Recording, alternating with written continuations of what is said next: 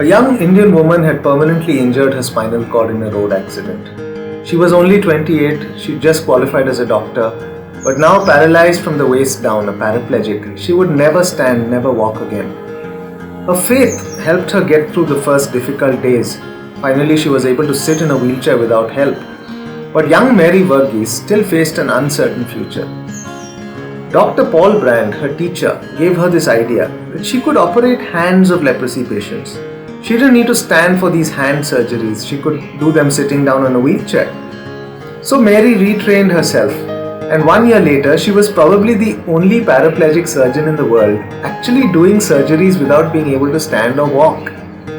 But what Mary is best remembered for today is for her work in rehabilitating disabled people like herself. In 1957, 3 years after her accident, she went for physical rehab to Australia. The Royal Perth Hospital was helping the disabled become more independent. She said, "Why don't we have a department like this back home at CMC Vellore? I'm sure my disabled friends will be more independent, they will benefit from these exercises and these skills." But it wasn't easy to start a new department in a field which was still young in India. Physical medicine and rehab is a separate branch of medical science. You need specialized skills. So Mary enrolled for this 2-year course in New York under Dr. Howard Rusk. He was the founder of rehabilitation medicine. It was a tough course. She was in a wheelchair, she traveled to New York, she had to attend lectures, work in the hospitals. But she passed her exams, she came back to India. And in January 1963, 9 years after that terrible accident, Mary sat in a wheelchair and watched as India's President Dr. Radhakrishnan opened this new department of physical medicine and rehab at CMC Vellore. And 3 years later, the Rehabilitation Institute was opened. It was the first institute to accept inpatients. People could come and stay for several weeks and months till they actually got better. But Mary soon realized she had to adapt to Indian conditions.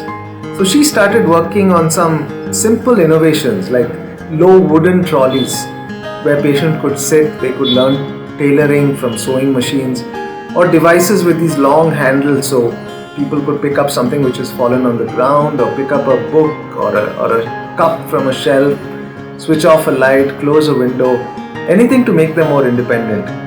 She redesigned low-cost wheelchairs so people could afford them.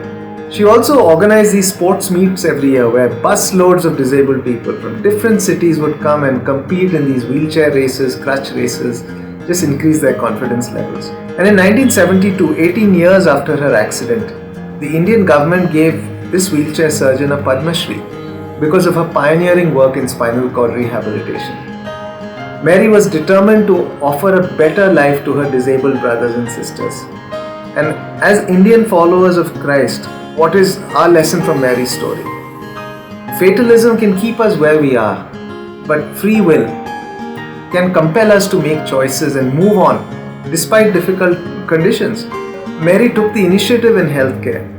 We don't need to be doctors like her. There are other places we can make a difference.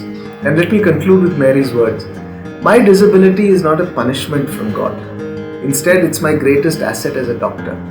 I asked for feet, I received wings. I asked for feet, she said, but I received wings.